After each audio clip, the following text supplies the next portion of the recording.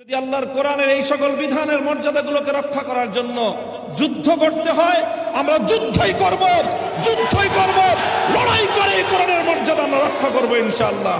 নারীর কাঁধে বন্দুক রেখে ইসলামকে আক্রমণ করার এই দুরভিসন্ধি বন্ধ করুন। আমরা নারীদের ব্যাপারে আমাদের পরিষ্কার কথা, আমরা নারীদের ন্যায্য অধিকার চাই, সমান অধিকার নয়। সমান অধিকার দিলে নারীরা টিকতে পারবে না। সমান অধিকার দিলে নারীরা পুরুষের সঙ্গে প্রতিযোগিতা করে সমাজে তাদের প্রকৃত অধিকার বাস্তবায়ন করতে পারবে না। এই জন্যই তো সংরক্ষিত আসন দিয়ে তাদেরকে আনতে হয়। প্রত্যেকটা জায়গায় তাদের জন্য সংরক্ষিত আসন দিয়ে নির্বাচনের মাধ্যমে বিভিন্ন উপায়ে তাদের প্রতিনিধিত্ব নিশ্চিত করতে হয়। কারণ সমান অধিকার দিয়ে নারীরা পুরুষের সঙ্গে প্রতিযোগিতায় অধিকাংশ জায়গায় পারবে না। এই জন্য তাদেরকে ন্যায্য অধিকার নিশ্চিত করতে হবে। ইসলাম সব জায়গায় ন্যায্য অধিকারের কথা বলেছে এবং অধিকাংশ জায়গায় নারীকে অগ্রাধিকার প্রদান করেছে।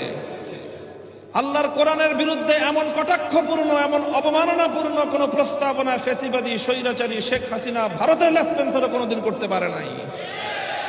বর্তমান বাংলাদেশের 5ই আগস্টের বিপ্লবের রক্তের উপর বসে এই প্রস্তাবনার এক চুল পরিমাণ যদি বাস্তবায়ন করতে হয়, আমাদের লাশের উপর দিয়ে করতে হবে, আমাদের রক্তের উপর দিয়ে করতে হবে।